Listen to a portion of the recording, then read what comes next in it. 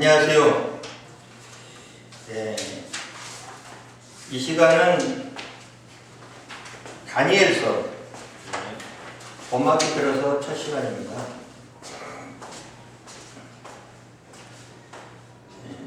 다니엘이라는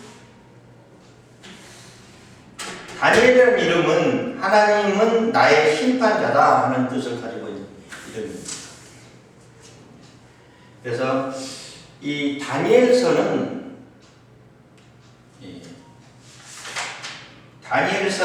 묵시문학이라고 그래요. 묵시문학이라는 것은 기원전 유대교가 기독교의 종말적인 색채가 짙은 문학이라 이렇게 종말적인 색채가 짙은 문학. 신학적으로 봤을 때는 이 다니엘서는 요한계시록과 비슷하다 이렇게 평가하는 경우가 많이 있습니다. 다니엘서 보면은 참 여러 가지 많은 내용들이 신비적인 내용들이 과학적으로 설명할 수 없는 정말 하나님이 역사하시는 내용들이 나옵니다. 그래서 계시록과 비슷한 내용들이 있고 또 뿐만 아니라 그 내용 자체가 또 계시적인 거예요. 상당히. 그래서 구약의 계시적인 묵시문학이다 이렇게 보는 거예요. 그래서 다니엘서는 요한계시록과 비슷하다 이렇게 평가하는 겁니다. 그래서 오늘 이 다니엘서를 우리가 공부하고자 하는 것은 뭐냐면은 다니엘서에 나오는 내용들을 우리가 살펴보면서 지금 현대, 지금 우리 세대에서 비춰봤을 때 우리는 그걸 어떻게 평가하느냐, 어떻게 연구해 보느냐 이건. 그래서 하나님의 뜻이 무엇이고 무엇 때문에 그런 일들이 일어났을까 하는 것을 연구해보고 우리는 그것을 믿어야 된다는 이야기예요. 믿어야 된다는 이야기예요. 옛날에는 옛날 시대 구약 때는 그랬겠지. 다니엘의 시대 때는 그랬을 거야. 지금이 설마 그런 일이 있겠어? 지금 그거는 정말 과학적으로 설명할 수 없는 거고 그 말도 안 되는 일이야. 이렇게 해서는 안 된다는 이야기입니다. 지금도 다니엘 시대에 못지않게끔 놀라운 역사들이 하나님께서 펼치고 있어요. 어떻게 보면은 역적으로 보면은 어떻게 보면은 그때 시절보다 더 지금이 더 그런 것 같아요. 그래서 그 내용들을 살펴봤을 때 지금 우리가 처하고 있는 이 시대에 비춰봤을 때 우리는 어떤 교훈을 얻어야 되느냐, 연구해서 어떤 교훈을 얻어야 되느냐, 하나님의 뜻이 무엇인가, 그렇게 펼쳐나가는 하나님의 과연 뜻이 무엇이었을까 하는 것을 우리는 배워야 돼요. 성경을 통해서. 그 계시를 얻어야 돼요. 그게 믿음의 자세지. 안 그렇겠습니까? 그래서 오늘 이 다니엘서의 내용을 보면은, 목차를 보면은, 연구 1, 연구 2, 연구 3, 연구 4 이렇게 되어 있어요. 연구를 배우자는 게 아니에요. 성경을 배우자는 것이 아니에요. 1절 1절에는 뭐 있고 1절 2절에는 물론 그렇게 이야기할 수도 있죠. 그렇게 성경 공부를 하고자 하는 것이 아니고 우리는 그 뜻이 무엇인가를 파헤쳐보자는 이야기. 하나님의 뜻이 무엇일까 깨달아보자. 깨달음을 얻자는 이야기. 깨우쳐보자는 이야기. 인간은 태어났을 때 이 뇌 기능을 다 갖추어서 태어나지 않았어요. 우리는 많이 듣고 깨우치지 않으면 안 돼요. 그래서 우리는 귀에 뚜껑이 없는 거예요. 눈은 뜨면 뜨고 감으면 감죠. 입도 말할 때는 말하고 말 안 할 수도 있어요. 이 촉각도 만지면 만져주고 안 만질 수도 있습니다. 후각도 그래, 후각도. 냄새를 안 맡으면 돼요. 숨을 안 쉬면 되니까. 그래, 어쩔 수 없이 쉬지만은, 귀는 뚜껑이 없어요. 아무리 닫으려고 해도 들려.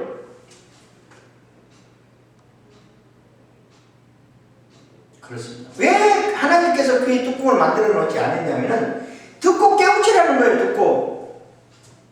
듣고 깨우치라. 이 뚜껑을 달려버리면은 안 들어버릴 거 아니에요. 뚜껑을 닫혀버리면 안 들려. 하나님께서 우리의 참 진리를 적으로 인도하시는데 안 들어. 안 듣고 귀를 막아버리면은 발전이 없잖아요. 진보가 안 돼요. 그래서 귀에 뚜껑이 없는 거예요. 듣고 깨우치라는 거예요. 많이 듣고 참 진리 속으로 깨우쳐라. 우리는 어렸을 때 이제 어머님의 태아전 이제 세상을 나오지 않아요? 나오면은 두 가지만 가지고 나와. 학자들이 그렇게 이야기해. 처음에 이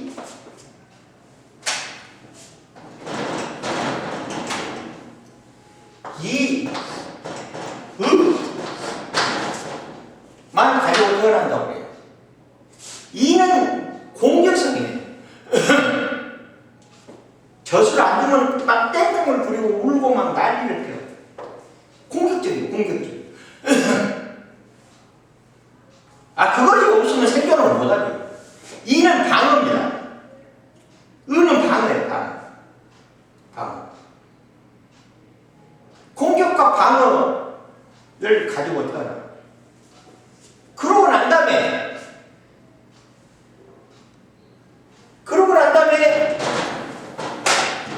점점 내가 발전하고 교육되면은 뭐를 알게 되냐면은 어를 알게 돼요. 어는 뭐냐면은 물음표입니다. 물음표. 아담이 선악과를 탁 먹고 나서 무엇을 느꼈을까요? 선악과를 먹기 전하고 선악과를 먹고 난 후하고는 분명히 틀려요. 그렇죠?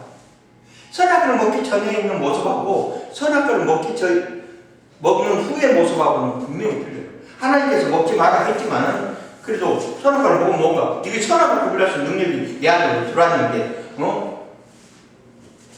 분명히 뭔가가 느꼈을 거 아니에요. 뭐를 느꼈을까? 어를 느꼈어. 물음표를 느꼈어. 그때까지만 몰라.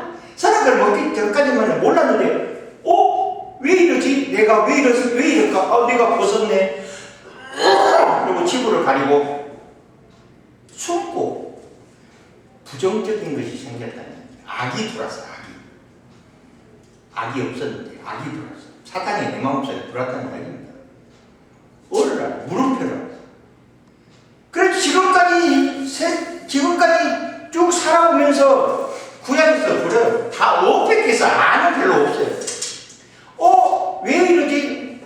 답이 없어, 답이. 어디서 알아가야 돼, 바로.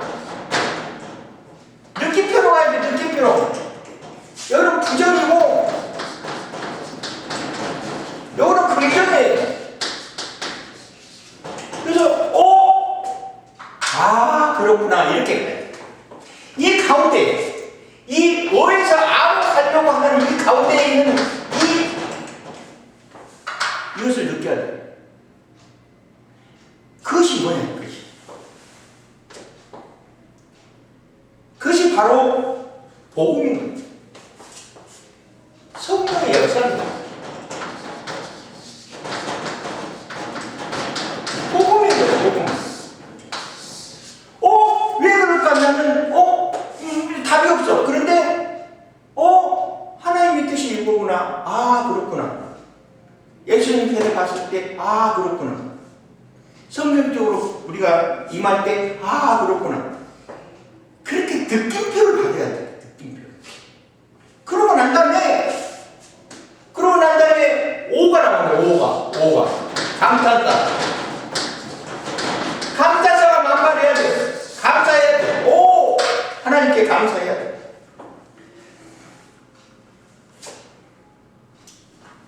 어에서 못 가면은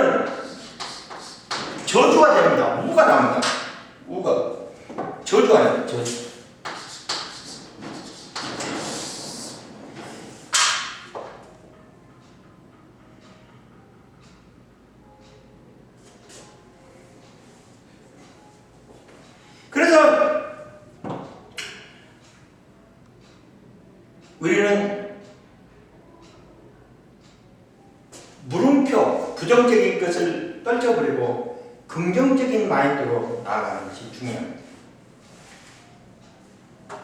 그래서 이제 다니엘서를 쭉 살펴보면 부정적인 면이 많아요. 생각할 때 설마 어떻게 저럴 수가 있을까? 그러나 그렇구나 그렇게 해야 돼. 예. 참 그게 중요합니다.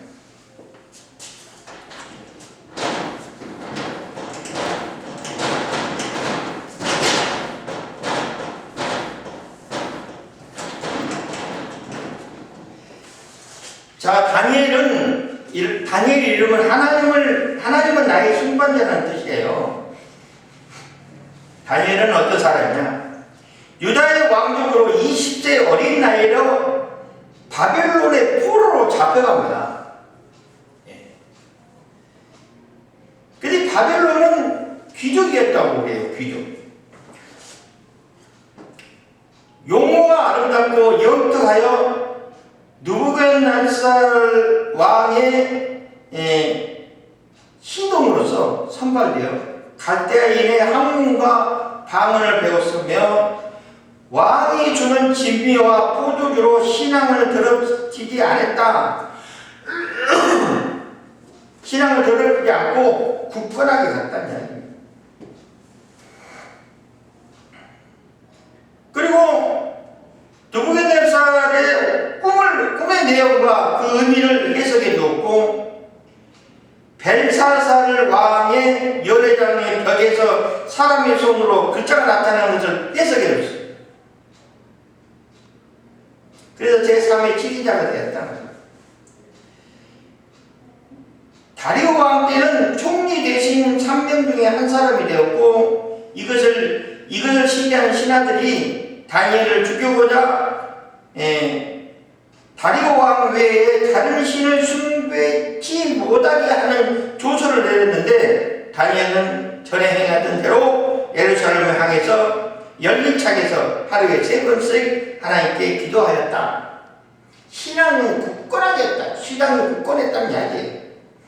그것으로 인해서 사자굴 속에서 던짐을 받았으나 하나님의 보호를 받아 더욱 높임을 받았고, 다리오 왕과 온 백성의 하나님께 찬양을 하게 되었다.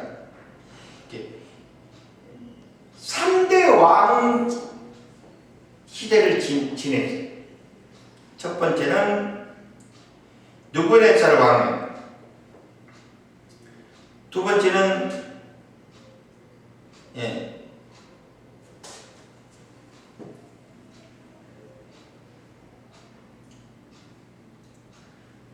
다리오 왕, 벨사살 왕, 이렇게 세 왕을 겪은.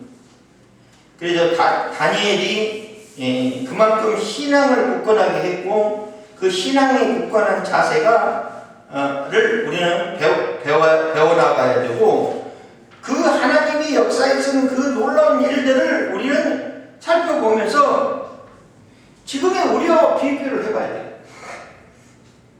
그때 시절에 있는 시절이, 그때는 하나님이 역사했고, 지금은 설마 그럴라야 그런 일이 있어? 그런 일이 있을까? 지금은 그것보다 더한 일들이 많이 생겨요. 많이 있어요. 영적으로 봤을 때.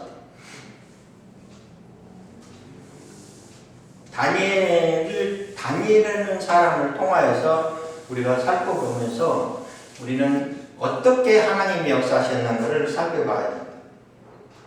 그래서 일부는 다니엘서의 배경, 목차를 살펴보면은 다니엘서의 역사적인 배경, 그 다음에 명칭, 복음의 전파, 저자 및 기록 연대, 기록의 목적, 다니엘서의 특정과 및 구조.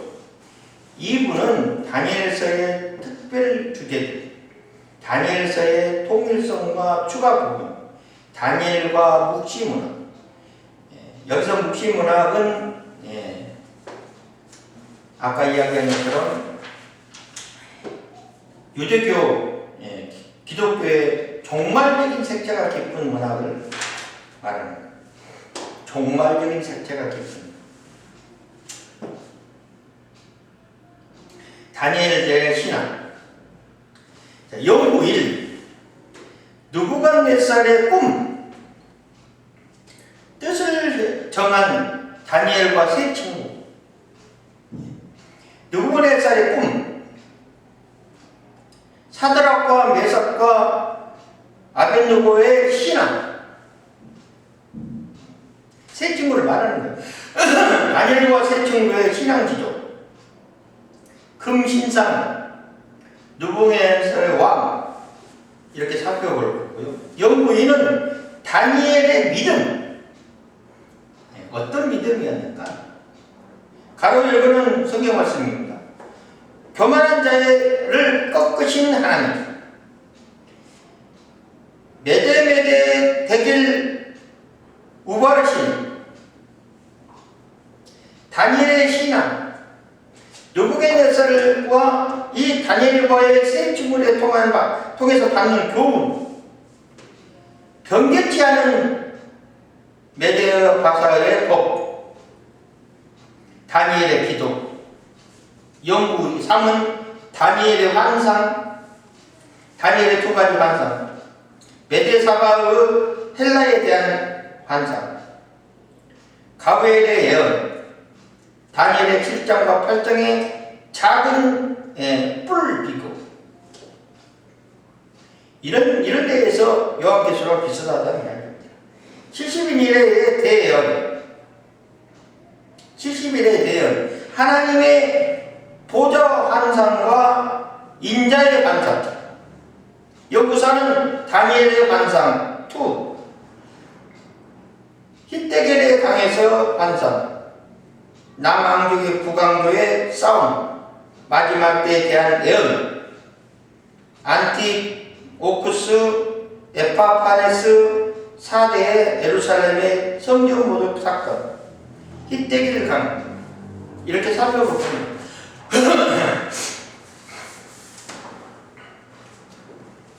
자, 다니엘서 서론에 가서 보면은 다니엘서는 예언적인 성격을 지니고 있으면서도 성문서 목록에 들어있는 유일한 책이다.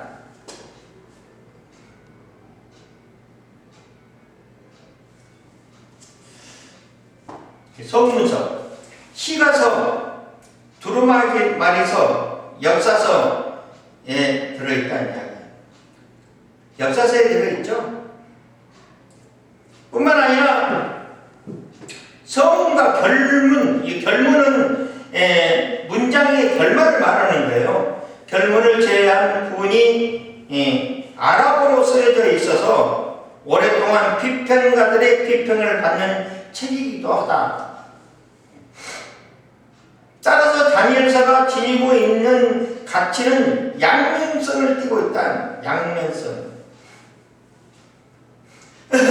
다니엘서는 이스라엘 역사의 가장 암울한 시기에 묵시문학이라는 새로운 장르를 통해서 예언적인 역할을 훌륭하게 수행하는 일면이 있다. 묵시문학은 종말적인 색채가 깃든 문학을 말하는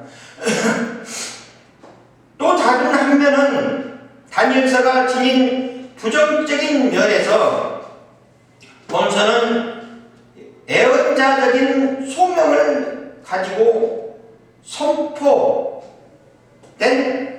예언서지만 예언서 목록에 들어갈 수 없을 만큼 개인적인 기록으로 그친 점이다. 또 다니엘은 하나님의 계시를 백성들에게 전하는 중재자는 아니었던 것이다. 유대교의 납비 문서에서 밝혀진 예언서의 목록에서 다니엘서가 제외된 이유도 여기에 있다. 그랬다는 이야기입니다. 그러나 유대교 전통은 다니엘서를 존경받을 만한 문헌을 간주하였으며 유대교의 메시아 대망 사상이나 천년 왕국 사상이 발전이 공헌한 책으로 생각합니다. 또한 다니엘서는 신약성경에서 자주 인용되었으며 불경건한 나라들과 하나님의 나라에 관한 성경의 가장 훌륭한 책이라고 불려졌다. 따라서 다니엘서가 차지한 위치는 신실한 자들의 규범이 되는 성경이라는 것이다. 본서시는 다니엘서에 대한 개괄적인 것은 중요한 내용이나 줄거리를 말하는, 대강 후려내는 것을 말하는 개괄적인 것. 내용이나 줄거리를. 위치는 신실한 자들의 규범이 되는 성경이라는 것이다. 본서로는 다니엘서는 대한 개괄적인 용어로서 중요한 내용이나 줄거리를 나타내는 걸 말하는 거예요. 일부 역사적인 배경, 이부는 특별 주제들이 되어 있다. 이렇게 서론을 봅니다. 명칭은 다니엘서의 명칭에 대한 정통적인 입장을 보면은 본서의 주인공은 다니엘을 이름으로 사용한 것에 대해서 어떤 의문도 제시하지 않는다. 오히려 여호야김 3년에 BC 608년과 598년에 느부갓네살 왕에 의해서 바벨론으로 끌려간 다니엘이 본서를 저술했고, 그 때문에 본서의 명칭은 다니엘서가 합당하다고 생각해 왔다. 한편 다니엘이라는 이름은 겔 14장 14절 28장 3절에서 언급되었는데, 에스겔서에 겟팁은 겟팁 또는 캣팁 또는 다넷으로 되어 있으나 켈레는 다니엘이 되어 있다. 지금 표기가 다넷으로 되어 있기는 다니엘이라고 있는 것이다. 또한 유대적인 전통에 의해서 문헌들이 시적 권위를 갖기 위해서 위대한 인물의 저작이어야 하는 관례가 있었다. 그래서 비평가들은 이러한 사실들을 종합하여 본서에 드러나지 않는 저자와 명칭을 다니엘에게 돌리게 된 것이라고 추측했다. 그러나 다니엘서의 명칭은 유대의 납비 문헌에서도 언급되었으며 70년역에도 다니엘서로서 번역한 것으로 보인다. 여기에 71년서로 번역되기에 앞서 70인이 번역했다는 이야기예요. 앞서 명칭이 취해진 것으로 보인다. 따라서 본서의 명칭은 BC 6세기 위대한 신앙인이자 정치가였던 다니엘의 이름으로 결정되었다. 이렇게 봅니다.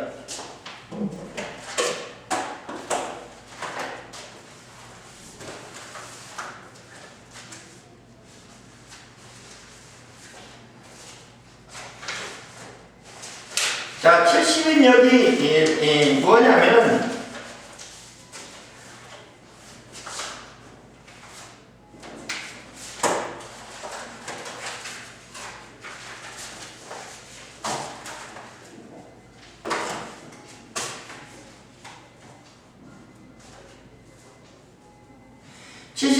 뭐냐? 70인 성서를 말하는데 현재 전하는 가장 오래된 그리스어의 구약 성서입니다.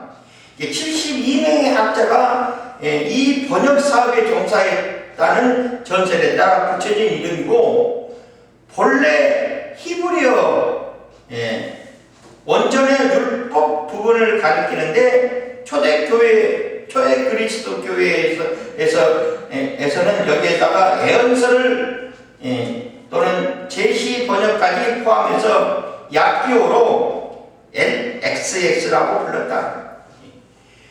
번역된 고장은 이집트의 알렉산드라이며 이 지역의 다스포라 유대인들이고 들의 요구에 따라서 처음에는 BC 3세기 중엽에 모세 5서 율법서가 번역되었고, 그 뒤에 약 100년 사이에 현재의 정경의 거의 전부가 번역되어 나왔다.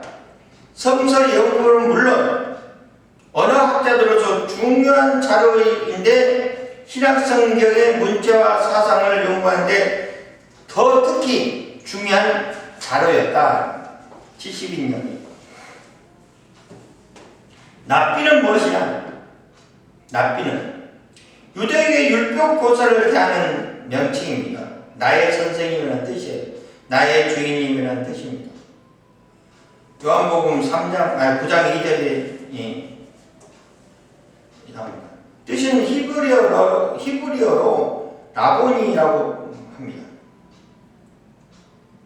이 용어는 1세기 이래서 보편화되었고 그 이후에 유대교의 지도자 제도에 정착되었고 납비가 될 사람은 구약 성서와 탈무드에 대한 연구 과정을 거쳐야했고 그러나 현대 납비의 교육 과정에는 다양하고 총체적 지도적인 배양을 위한 과목들이 포함되어 있습니다. 그 기능은 유대교 내에 다양한 분파들에 따라서 서로 다르고 유대인들 사이에서도 정통파, 보수파, 개혁파가 있어서 분파마다 납비에게 기대한 역할이 따로 있다. 이 납비는 유대교에 있는 선생을 납비라고 그러죠. 유대교를 말하는 유대교.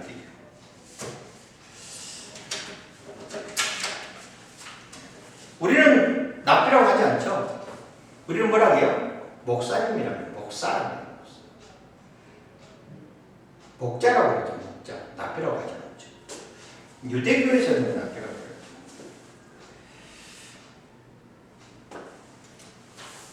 자, 계속 넘어가겠습니다. 다니엘의 저자와 기록 연대에 밀접하게 연관돼 여기 서론과 일부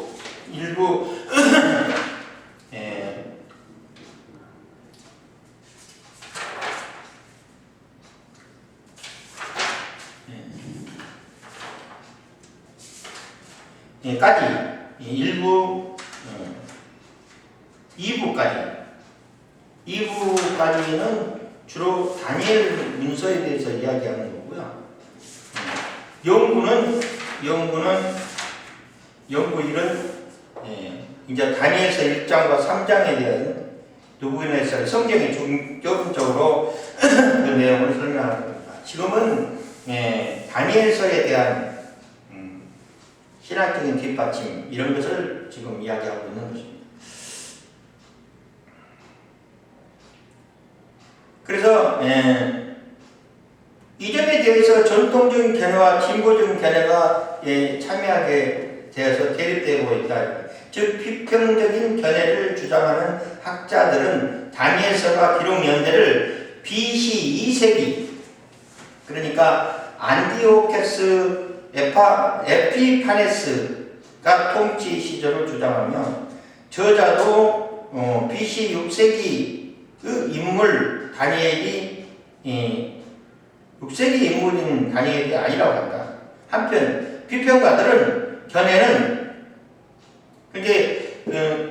이 안티오커스의 통치 시대를 주장하고 BC 6세기의 다니엘이 아니라고 이렇게 비평했다는 이야기예요. 견해 성경의 파괴적인 생각이라고 주장하는 정통주의자들은 저자와 기록연대에 대해서 다니엘은 BC 6세기에 썼거나 그 후 사후 50년 이내에 최종적으로 형태를 형성되었다고 주장한다. 두 견해 비교 서술은 다음과 같다. 이거는 그 저자의 연대가 무엇인가를 후세에 있는 신학자들이 평가를 해봤다는 이야기예요. 어느 때 써져 있는가 서로 견해가 좀 틀리니까 그렇다는 것을 살펴보는 거예요. 저자에 대한 정통적인 입장은 본서가 다니엘의 생전에 아니면은 죽은 직후에 최종적인 형태로 형성되어 있으며 그 시기에는 BC 6세기라고 본다. 따라서 그가 겪는 역사적인 체험들과 환상들은 모두 진정성을 지니고 있다는 것이다.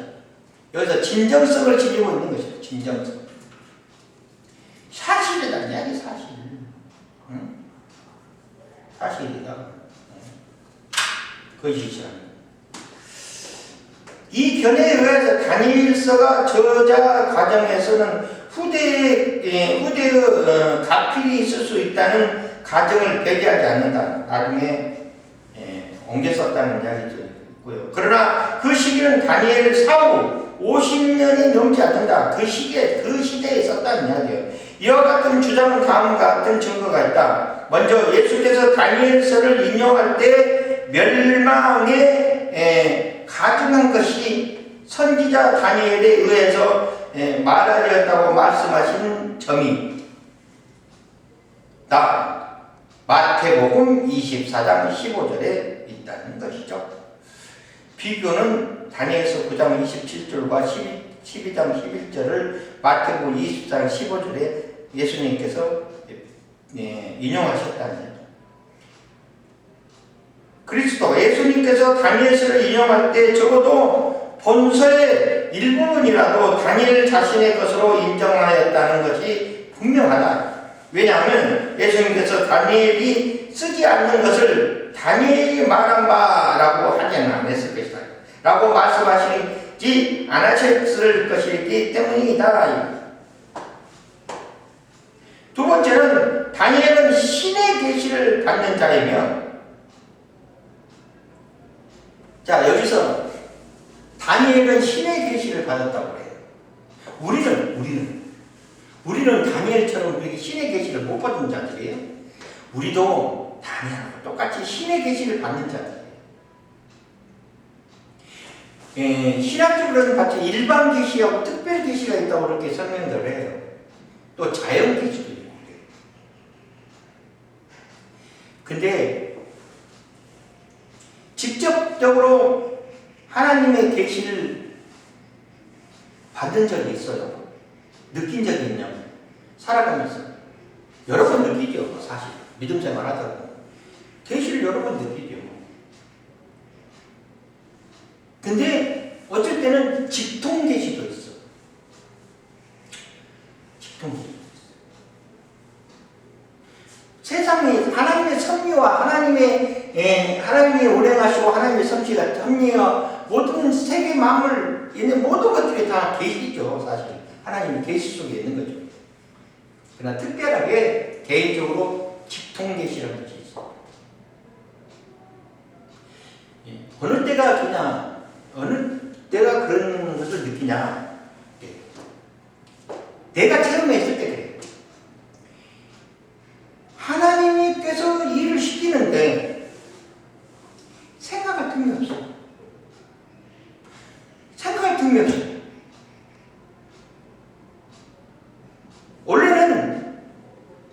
계시가 오면 원래는 영적에서 우선적으로 나한테 오는 것이 마음으로 와. 성령이 마음속에 있는 마음이 불 같아. 그러면 이것이 생각으로 가. 생각으로 가가지고 계획을 짜고 실천을 하게끔 욕을 해. 그리고 그걸 몸으로 와. 그 행동으로 보여주는 거예요. 근데 그게 이제 계시가, 그게 하나님의 일이 그렇게 해준다는 이야기죠. 범사가 작된 것 같이 내 육신이 작되는 거예요.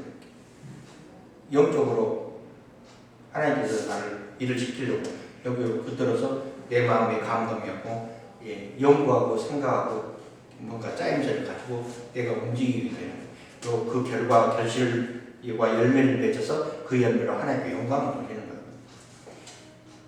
그게 보편적이에요. 근데 특별하게 직통 계시가 있는데 그때는 어느 때냐면 이 생각할 틈이 없어.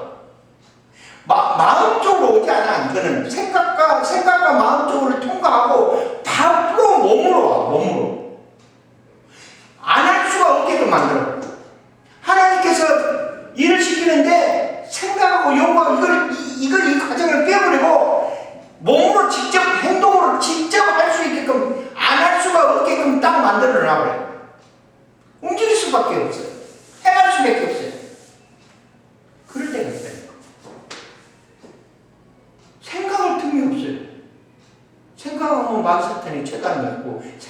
변질될 거야. 변질될 거야. 생각하면 와, 그냥 강하게 역사하죠. 행동으로 직접 행동으로 직접 보내요. 특히 목사님들은 안수를 많이 하잖아요. 안수를 해줘요. 안수를 안 하고 싶은데 성도들이 와서 해주라고 하면 어쩔 수 없어요. 어쩔 수 없지 않으면 좀 이상하죠. 해줘요. 왜냐하면 축복해 줘야 되니까. 축복권을 가지고 있잖아요. 축복권을. 안수를 해주면은 생각 틈이 없이 바로 내 몸이 바로 움직여. 바로 그냥 기도가 나는 거야. 생각 틈이 어디 있어요? 생각하고 기도합니까? 생각하고 정리해서 기도해요? 안 그래요. 바로 쏟아져. 주여 하면 우르르 쏟아져. 주여 하면 우르르 쏟아져.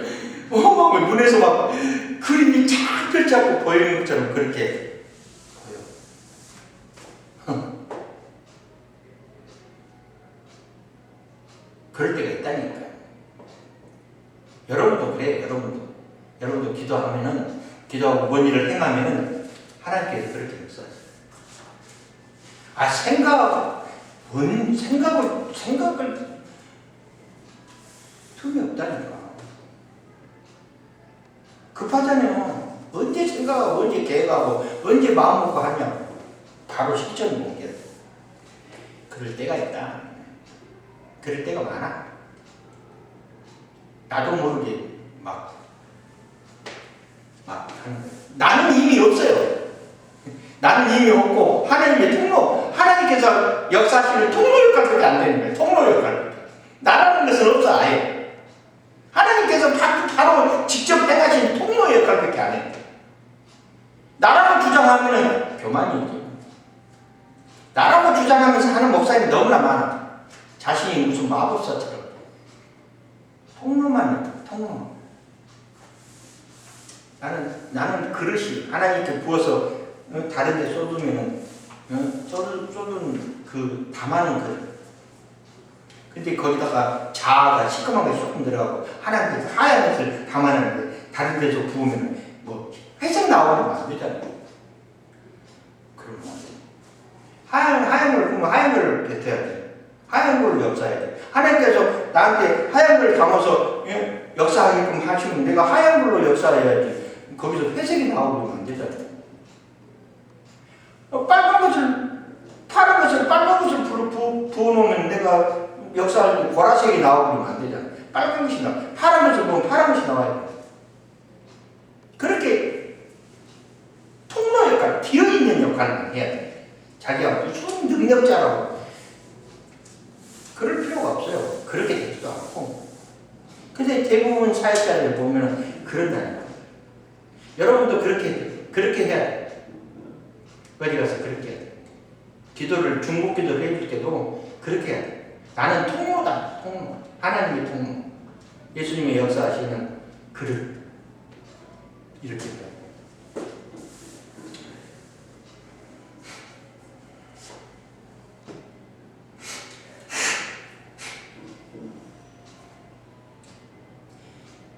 그래서 이 신의 계시를 받은 자이며 하나님으로부터 이 책을 마지막 때에 간수하도록 명령하셨다. 가로 열거는 성경 말씀입니다. 즉 다니엘이 계시를 받아서 그 책을 기록했다면 다니엘은 저자는 그 자신이다. 그리고 마지막 그 증거는 본서의 내용이 바벨론과 페르시아 제국의 배경을 나타낸다는 점이다. 이것은 비평주의자들이 주장하는 BC 2세기 안티오카스, 에피파네스 시대와는 대조적이다. 즉 그들이 주장하는 본서의 내용이 BC 2세기의 사건을 반영한 것이라고 했다.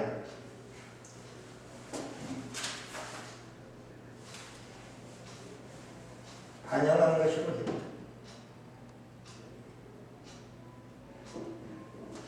그러나 전통적인 입장의 본서는 역사적인 문제에 대해서 단호한 입장을 취했고, 즉 그들이 다니엘의 내용이 텍스팅 저작의 환경에 일치되는 요소는 찾아볼 수 없으며 또한 신바벨론 시대의 페르시아 시대의 분위기를 내포하고 있다고 주장한다. 그래서 정통주의자들의 입장은 다니엘 저자가 다니엘이며 기록 연대가 다니엘이 행동했던 BC 6세기에 이루어진 것이라고 한다. 자료 해설을 좀 살펴보겠습니다. 안티오코스 4세와 에피파네스, 안티코네스 4세의 에피파네스. 이거는 무엇을 이야기하냐면, 이것은 안티오코스의 4세 에피파네스는 기원전 215년, 기원전 164년 동안에 제외했던 기원전 175년과 기원전 164년에 제외했던 제위 기념을 왕을 말하는 겁니다. 빛나는이라는 뜻으로 셀리우코스 제국을 기원전 175년에 죽을 때까지 다스린 왕을 말합니다. 그 안티오코스 3세의 아들이며 셀리우코스 4세 또 빌리파 도르의 형제였다. 원래 이름은 미티라다테스로 그는 안티오코스라는 이름을 형 안티오코스 사후에 왕에 승계할 때 사용했다. 그는 왕이었다는 이야기예요.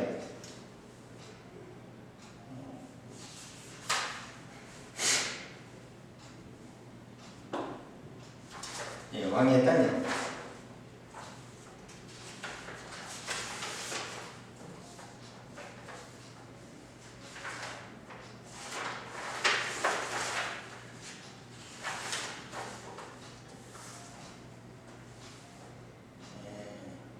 자, 여기에 나오는 정통주의라는 것은 무엇이냐를 살펴보겠습니다. 정통주의는 이단과 이설에 반대되는 것으로 올바른 신앙을 뜻하는 용어입니다. 즉, 성경에서 가리킨 기독교의 신앙을 성실하게 고수하는 입장을 말한다. 정통주의가. 정통주의라는 개념은 AC 2세기의 전후한 때의 영지주의자들의 발음과 다른 기독교의 방어 과정에서 생겨났다. 영지주의자들의 방어죠. 영지주의자는 영적인 것만 생각하는 거예요, 이 사람들은.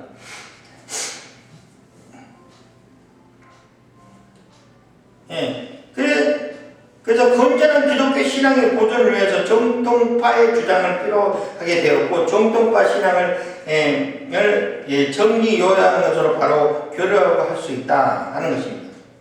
정통주의자.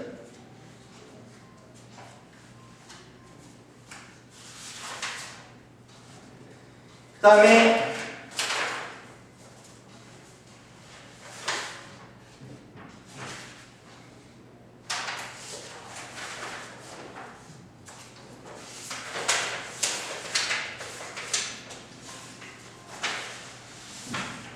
자, 영지주의가 무엇인가를 좀 살펴보겠습니다. 영지주의는 뭐냐면 신학 계시와 현몽에 의한 초자연적인 지식을 소유할 때 구원받는다는 사상이에요. 여기 이단이에요, 이건. 즉, 영지주의란 말은 지식이라는 헬라어에 비롯된 것인데, 영지주의자들은 자신들만의 구원을 이루게 하는 비밀스러운 지식을 가졌다라고 생각하는 사람들이에요. 영주주의는 이런 헬라 철학의 동양의 이교 사상 그리고 애국, 인도, 페르시아의 이런 이원론적인 우주론을 가지고, 이원론은 뭐냐면 원이 두 개 있다는 이야기예요. 선과 악이라든가 아니면 그런 것. 우주론을 유대교의 사상을 기미하는 호락주의적인 철학 체계를 발전하는데 심지어 기독교 사상까지 영주주의 사상에 포함시켜 새로운 종교의 철학을 수립하려 했다. 이단입니다. 그러므로 노바 제공의 수많은 지성적인 그리스도인들이 이 사상에 영향을 받았고 교회 내부에 혼란을 초래했다는 것입니다. 영주의 중심 사상은 혼을 선하고 순수하며 신비적인 데 반해 물질 육체는 악하고 타락한 게 있다. 이게 중요해요. 이런 것을 주장하는 거죠. 극단주의자, 금욕주의자 사상을 가지고 있는 사람. 지금도 영지주의자들이 많이 있어요. 영지주의를 바탕으로 하는 이단들이 구원파들이 대부분 한 번 구원은 영원한 구원이다. 이렇게. 그래서 이미 구원됐기 때문에 내 육은 함부로 해도 된다. 죄를 지어도 죄가 아니고 내 영은 이미 구원되어 버렸기 때문에 이게 이제 구원파의 특징입니다. 내 육신을 함부로 해버려. 육은 악하다. 영은 선하다. 이런 것을 가지고 있는 그 말입니다.